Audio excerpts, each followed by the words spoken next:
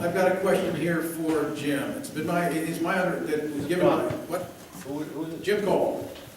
It's my understanding that all of you have either voted for or expressed your support for the sewer rule bill. I'm not sure we can confirm that, but in some variation thereof. It is my further understanding that the basis of your support is that a decentralized form of government is more responsive to the needs of the people. Thus, the closer that a government is to the grassroots, the better.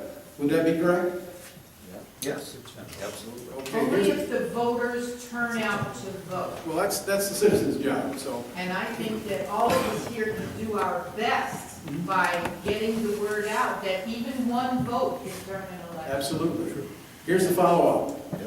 If you think that the government closest to people is the right thing, then, and your goal is to empower the citizens of this state, will you introduce this week and actively support the passage of a constitutional amendment establishing initiative and referendum and recall, because that would give us that power. Anybody want that one? I've supported that. I've been on that bills of that type.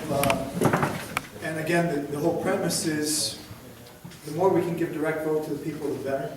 And certainly we have a representative form of government. That's part of just getting business done. But opening it up, there are many bills that have been brought forward.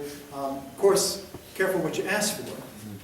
And you can see many states that have seen costs that go with it and have seen votes that they don't care for coming to the forum. And remember that in New York State, and this is very important for this group to remember, is that the majority of the population does not really reflect New York State, upstate New York. You know, we have 149 members of the Assembly. Assembly District 1 starts on Long Island. You don't break 100 till you get past Westchester. And then you had inner city Rochester, you had inner city Syracuse, you had inner city Buffalo, inner city Albany.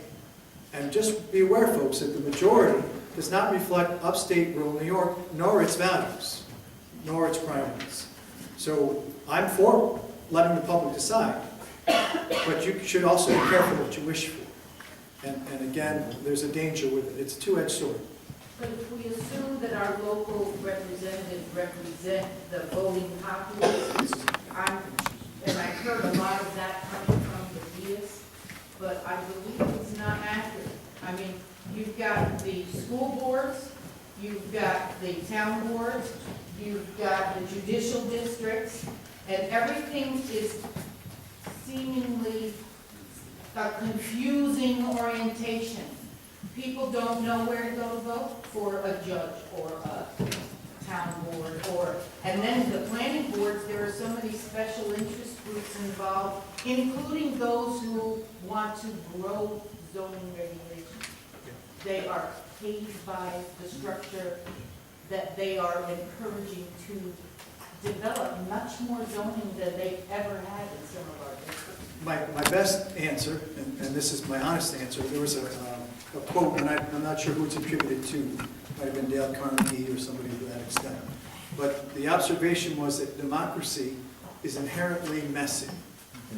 So no matter what you do, no matter what level you're at, whether it's state level, federal level, local level, town, village, your hometown, you're going to have people with different opinions. And you're going to have people who are motivated to have their will prevail. So the question is, and that's the beauty and the weakness of our democracy. You know, dictatorships are very efficient. We've seen that. But our country, which we value, the freedoms that we value, puts the burden on us as citizens, and that's why we're here today. To express our opinions, to bring our priorities forward, to make sure that our communities reflect our values and the things that are important to us and our families. So